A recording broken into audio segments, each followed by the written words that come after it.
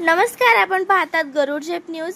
1 मे महाराष्ट्र दिन म्हणून साजरा होत असताना आणि देश स्वातंत्र्याचा अमृत महोत्सव वर्ष म्हणून साजरा करत असताना 80 वर्षाच्या वृद्ध महिलांना आणि माजी सैनिक वारसांना सध्या आणि हक्काच्या गोष्टीसाठी आत्मदहन करण्याचा विचार करावा लागतो, हा लोकशाहीसाठी खूप घातक आहे।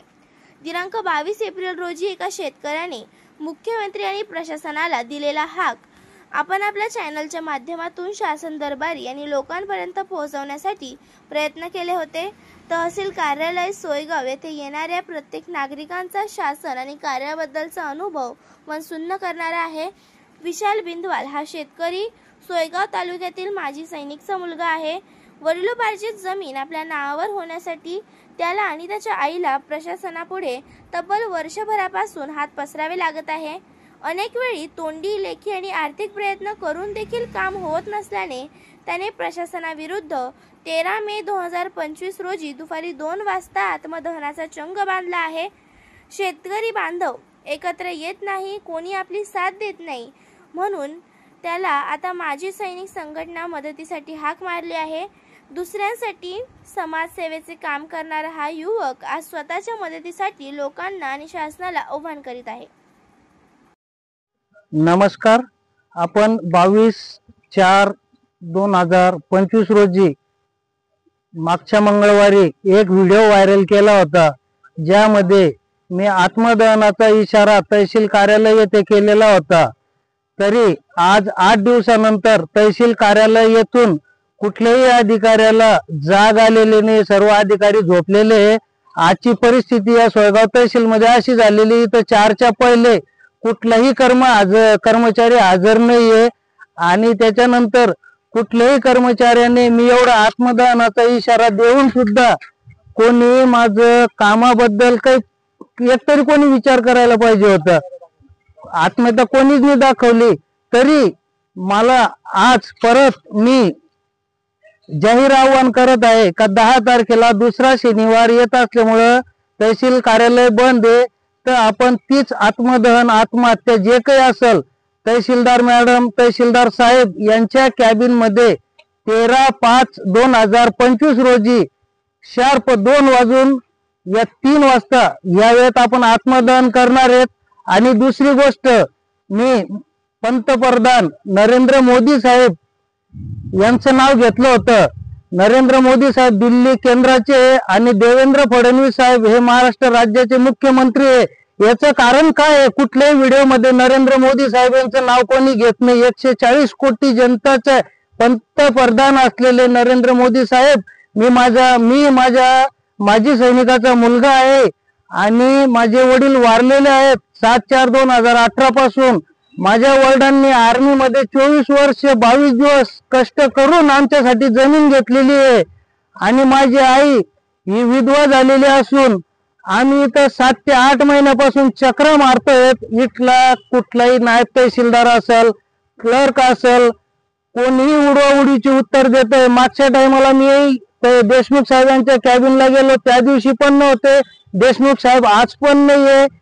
ते डायरेक्ट म्हणता आमची इकडे ट्रेनिंग आहे, आम्ही इकडे चाललेलो आहे, तिकडे चाललेलो आहे। आणि विशेष म्हणजे मागच्या व्हिडिओ मध्ये बोललो होतो, माझ्या तोंडाला पाणी नाही। म्हणण्याचा दृष्टिकोन माझा असा होता का तहसील कार्यालयामध्ये आज 45 डिग्री तापमान असून तहसील कार्यालयामध्ये एक घोट पाणी सुद्धा प्यायला नाहीये। हे मी त्या दिवशी बोलल्यानंतर इथलेच कोणीतरी 1-2 कर्मचारी जागी झाले आणि त्यांनी 2 माठ ठेवले। त्याच्यानंतर इथं आवजाव घर तुम्हारा आहे, कधी या कधी जा। तर त्याच्यानंतर मंगळवार नंतर बुधवार आणि गुरुवारी इथं बायोमॅट्रिक चालू झाले आणि माझ्या आईला वॉशरूमचा प्रॉब्लेम आहे। आता काल सुद्धा मी माझ्या आईसाठी गोळ्या घेतल्या। माझ्या आईला 2-2 मिनिटात वॉशरूम येतं, बाथरूम येतं। या कालचं पाहू शकता। इथं माझी आई कुठं उघड्यावर जाईल का? मोदी साहेब, ही परिस्थिती सोयगाव मध्ये लावलेली आहे। माझी आई किती परेशान आहे। काल मी माझ्या आईला युरिनचा प्रॉब्लेम आहे, दिवसभर इथं माझी आई बसते। या अधिकारी उडवाउडीचे उत्तरे देतात। त्यामुळे मी ठाम निर्णय घेतलेला आहे का 13/5/2025 रोजी तहसीलदार मॅडम असतील किंवा सर असेल यांच्याच कॅबिनला आत्महत्या करणार। मी एक फौजीचे औलाद आहे, मी आत्महत्या कराल हा माझा इशारा नाही, ठाम निर्णय आहे। तुम्ही बघू शकता कालची पावती आणि माझ्या आईचं शिगमाला चाललेलं विलाज आहे. मी काही खोटं बोलत नाही आणि मी याच्यावरती सुद्धा दिलेलं आहे का मी एका माजी सैनिकचा मुलगा आहे आणि माझी माजी सैनिकची पत्नी आहे. माजी सैनिकसाठी कोणीतरी जागे व्हा.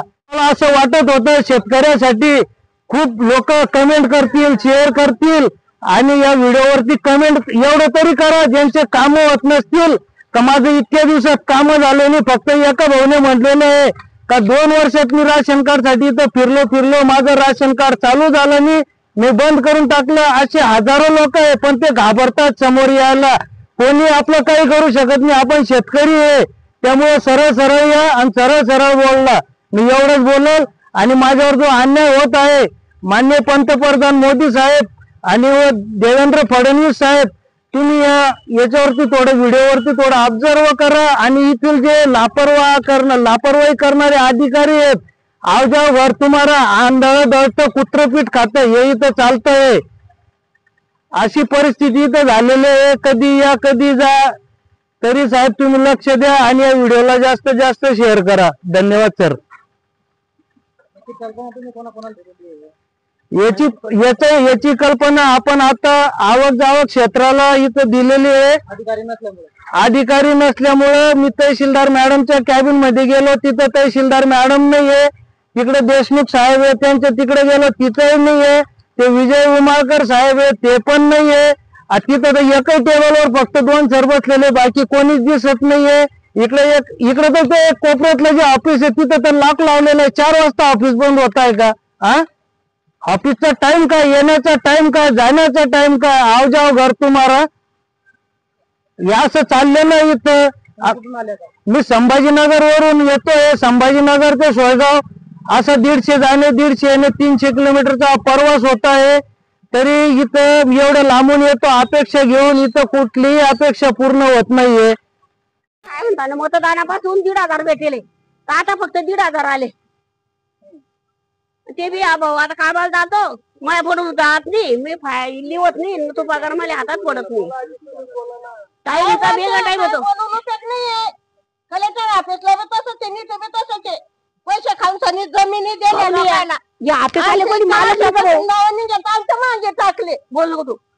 इथे ऑफिस आले मालक नाही का इथे कोणी अधिकार राहतो का नाही राहतो. मॅडम राहती का नाही राहती इथे कोणी आहे नाही का ते बाईचं कण घेणार. हा तुमचं काय काय व्हायची असं दिलं ते मग घेता का तुम्ही? नाव निघलेले आमचे शेती वाटली त्या टायमाला मागासवर्गीय लोकांचे नाव निघले आम्ही सोय गाठले ते नाव निघलेले आमच्यावाले. त्यानं काय सांगलं तहसीलदाराची जमीन घेऊ तर तुम्हाला वाटप करू. या पैसे खाऊन त्यांनी लोकांना जमिनी वाटले. हा पैसे खायचे काम चालू आता खालून का ते द्या ना तुम्ही मॅडमला.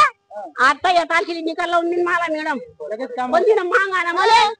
तिनं मला मागा नाही बाई मला 50,000 दे का 25,000 दे. मी द्यायला तयार आहे ना कारण की मला गरज आहे ना. मला एक 12-13 बच्चे ती 17-28 बकरी भाऊ. तो पाला का कुपाटी कुदून आणू या बुवाची बायको पाला कशी अशी फेकते कुपाटीतून त्या बकड्याला पाणी पाजती. कुपाटीतून त्या तारा वाटून अशी जाती तिथे पाणी पाजती. इतका ताराचे बाबा मला 8-10 महिने झाले की तुम्हाला काय सांगू. ही मॅडम दिले म्हणलं तुम्ही हे लिहून राहू द्या त्याला पाणी करा म्हणलं आधी. काऊन येत बघे मॅडम. हा खोट आहे का मी का खरं आहे ना आमचं का खोटं आहे. चाला ना तुम्ही या ना पाणी करा ना तुम्ही. काऊन पाणी करता. तहसीलदार होता भाऊ तडवी मग तवाच न्यावा लावला त्या भाऊ ना. तवाच मला रस्ता दिला आणि या बारलवड्यानं मग फायल गायब केली. कोण टायमेला तो पैसे खाणारा त्याचे लेकर बाई उपाशी मारा कुठे गेला तो आता पळून गेला का तहसील मधून. त्याचं नाव कशाला विचारू आता तू येतो ते नाव कशाला विचारू.